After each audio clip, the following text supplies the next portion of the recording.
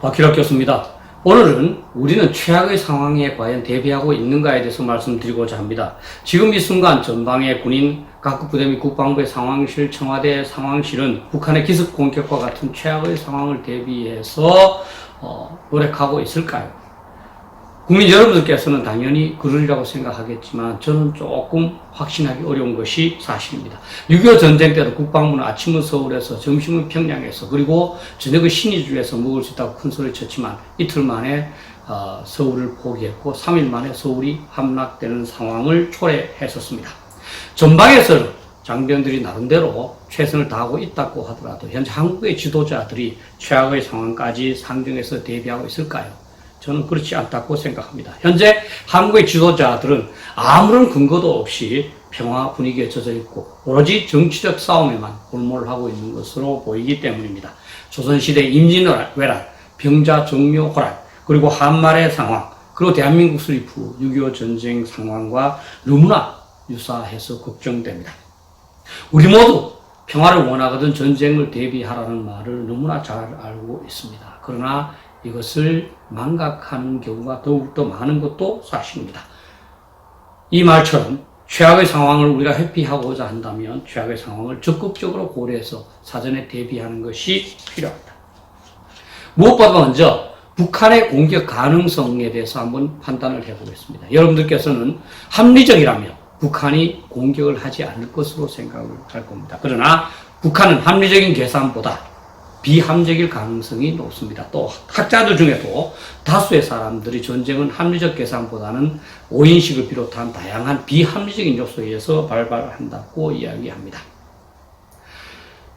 북한의 지도자도 나름대로의 합리성은 갖고 있겠지만 평균치로 따지면 다른 국가의 지도자보다 정보도 교환 제한되고 또 나름대로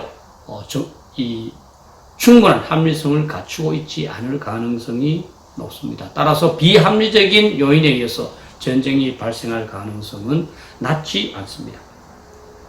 비합리성을 예로 든다면 북한은 현재 세습체제를 구축하고 있습니다. 그리고 다른 모든 국가들이 일반적으로 추구하는 국립민복에는 전혀 관심이 없습니다. 그러한 북한의 지도자들이 합리성을 바탕으로 손익계산을 한 다음에 이익이 적다고 생각해서 전쟁을 안 할 것이다. 이렇게 계산하는 것은 잘못될 가능성이 높은 것이 사실입니다. 북한의 입장에서 현 남한을 보면 기습 공격을 통해서 한반도 공산화를 추진할 적기라고 판단할 수도 있습니다. 북한은 이미 3.1 전쟁 계획, 7.1 전쟁 계획으로 남한의 점령을 위한 전쟁 계획을 수립해놨다는 분석이 적지 않습니다. 지금 이 순간 북한의 입장에서 보면 한국은 분열되어 있고 제대로 전쟁 대비도 하지 않으면서 북한의 핵 위협에 대해서는 무방비 상태입니다. 따라서 북한 지도층은 남한의 공격 가능성, 남한을 공격해서 점령할 가능성을 진지하게 토론할 가능성이 높습니다. 일부 한국 사람들은 북한의 미흡한 경제력으로 인해서 전쟁 지속 능력이 약하기 때문에 전쟁을 발발할 수 없다고 생각할 겁니다. 그러나 식량과 유류는 남한만 점령하면 남한에서 자체 조달할 수 있습니다. 무기, 장비, 실탄의 경우 단기 작전은 충분할 정도이며 한국에 와서 약탈해서 사용해도 됩니다. 또한 기습을 통해서 한국군을 심리적으로 마비시켜버릴 경우에 전투 자체가 최소화될 수도 있습니다. 우리 스스로에게 다시 한번 자문해봐야 될 사항이 있습니다. 당신이 김정은이라면 남한을 공격해서 점령하고 싶지 않겠는가 하는 겁니다. 북한이 핵무기를 사용할 가능성도 낮지 않은 것이 사실입니다. 일반적으로는 북한이 자신의 공멸까지도 각오해야 되기 때문에 핵무기를 사용하기는 어렵다고 생각합니다. 그럼에도 불구하고 북한은 통상적인 국가와 매우 다르기 때문에 걱정하지 않을 수 없습니다. 실제로 북한은 2013년 제3차 핵실험 후에 핵 보유국 지위 강화에 관한 법률을 제정했는데 그 법률에 의하면 북한은 다른 핵 보유국이나 적대적인 핵 보유국과 야합하는 국가, 즉 미국과 한국에 대해서는 핵무기를 사용할 수 있는 것으로 명시해둔 상태입니다.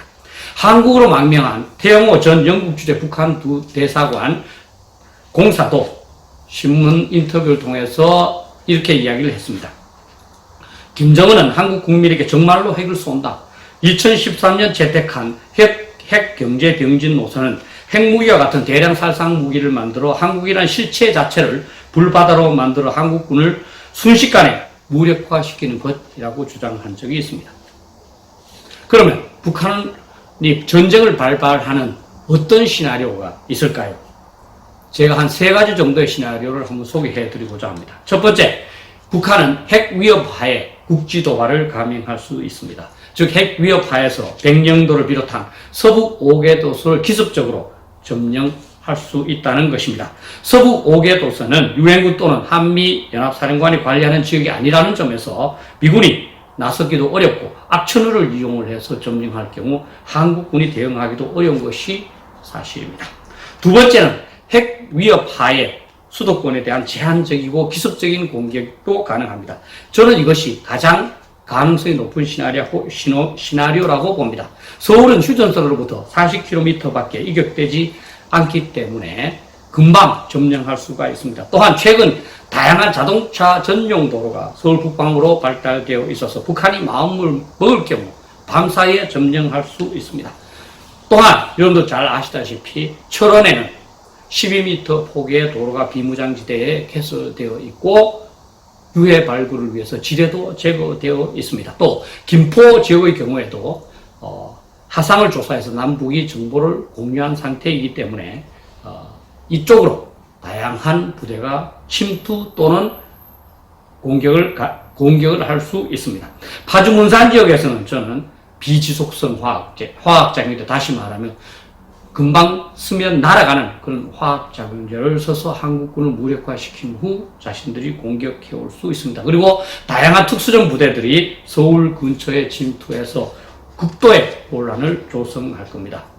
그러고 나서 북한은 서울을 점령하고 나서 군사 활동을 중지시키면서 자신들은 민주적인 정부를 수립한 후에 철수하겠다고 말하면서 휴전과 협상을 제의할 것이고, 그렇게 되면 더 이상의 군사 공격을 하기가 어렵고 우리 한국군이나 미국이 따라서 그것을 북한은 기정사실로 할 수 있으리라고 생각을 합니다.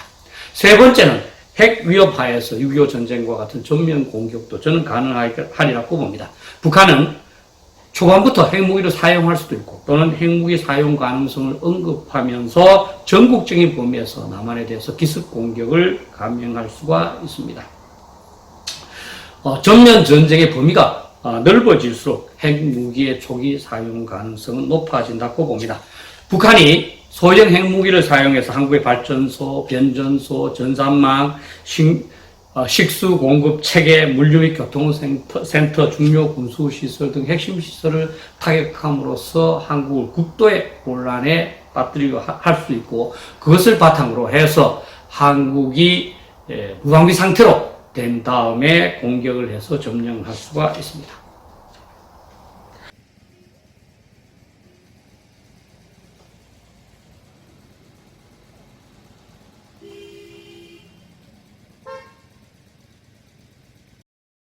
이러한 무시무시한 시나리오에 대해서는 누구도 생각하고 싶어 하지 않습니다. 저도 마찬가지입니다. 그러나 전쟁은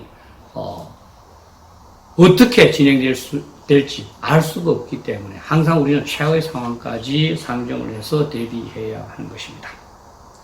한국은 그러면 어떻게 대응해야 할까요? 북한의 핵무기 위협 또는 핵무기 사용을 통한 기습 공격에 대응하는 유일하면서도 가능한 방법은 미국의 확장 억제 또는 핵우산에 의존할 수밖에 없습니다. 한국은 핵무기가 없기 때문입니다. 북한이 핵무기를 사용하거나 위협하면 미국이 핵무기를 보복하거나 보복할 것이라고 위협해서 북한의 공격을 억제하는 것이 최선이기 때문입니다. 그럼에도 불구하고 한국은 자체적인 대비책도 게을리할 수 없습니다. 왜냐하면 미국의 핵우산이 무조건 제공될 것이라고 확신할 수는 없기 때문입니다.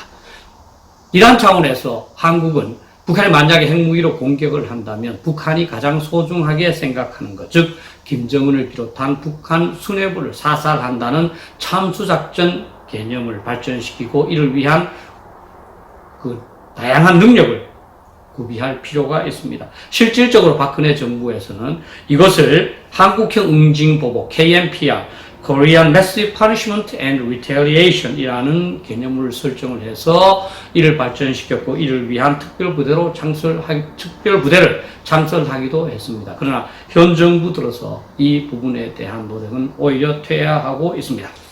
또한 한국은 핵무기 공격을 받은 후에 반격을 해봐야 소용이 없기 때문에 선제 타격은 물론이고 필요할 경우에는 북한이 공격할 기미만 있다면 북한의 핵무기를 사전에 공격하는 예방 타격 개념도 도입할 필요가 있습니다.